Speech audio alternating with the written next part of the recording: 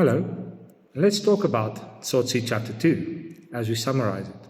So in the first chapter, we met the entire gang. Tsotsi being the leader and the youngest one, the Arp, Butcher, very violent, and Boston, the smart one.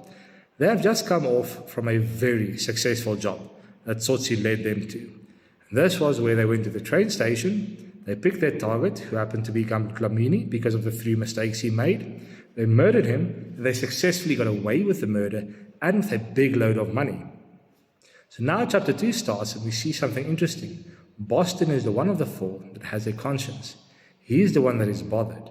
He is the one that feels the effects of what they have just done, because he feels that he can relate to Gambut Lamini as if he is Gambut Lamini himself, low downtrodden, the underdog. And his conscience bothers him. He's the only one who feels nauseous, the only one who is emotional about it, the only one who has feeling about it. He's the one who vomits. He's the one that is mocked by the other gang members because of the fact that he feels it, because of the fact that he's nauseous. So we see a conscience there. He's also the one who will confront Tsotsi later on about having a conscience and decency and feelings.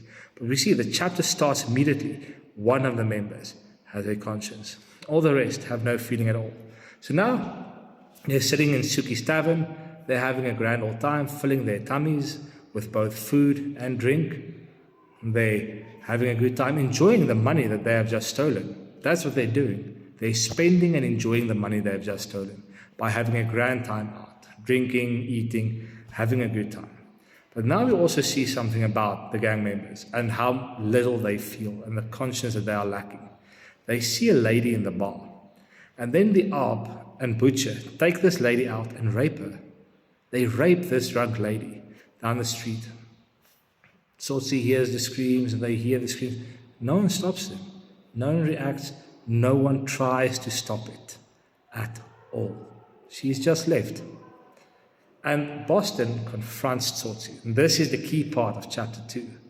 Boston confronts Tsotsi about having a conscience, about what he calls decency, having feelings, having emotions, feeling something, having human characteristics. And he prods him about his past. Big mistake. Tsotsi does not want his past to be unveiled or opened.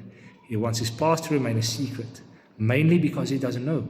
Tsotsi does not have an identity. He does not have a past. He does not have any idea who or what he is or where he came from. He doesn't know, and it bothers him because we'll find out later he has a fear of nothingness. And that's what there is for him. He has no identity. He has a fear of that nothingness because he doesn't remember. He doesn't know. He can't answer it. So Tsotsi reacts violently because that was a rule. Don't shine light on the darkness inside of him. Don't prod him. Don't ask questions. And Boston kept hammering. Then Tsotsi went to town and he beat Boston to a bloody pulp. We see then later that Butcher and the Arp, after they've raped the woman, pulled Tsotsi off of Boston. And we also see that Tsotsi was sad and felt so much hatred because he wanted to work on Boston a long time. So if they hadn't pulled him off, he would have killed Boston. That's how much hatred he felt in that moment. He was going to kill Boston. So Boston was lying there in a bloody pulp, beaten senseless, almost to death, and would have been killed if they hadn't pulled him off. And after this beating took place, Tsotsi left him there. Boston was bleeding, bloody, still lifting up, saying, you're going to feel. And Tsotsi ran. That's where Tsotsi ran, trying to get away from Boston and his words because it was hammering him. So we see something very interesting here. Boston is a catalyst to Tsotsi starting to feel, starting to develop a conscience, starting to have regret. Even though it's just a seed at this stage, the seed has been planted, and Boston is the one who planted the seed.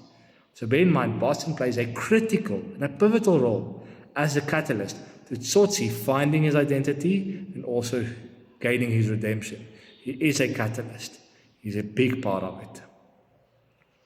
So that is Tsotsi, chapter 2, in a nutshell, summarized.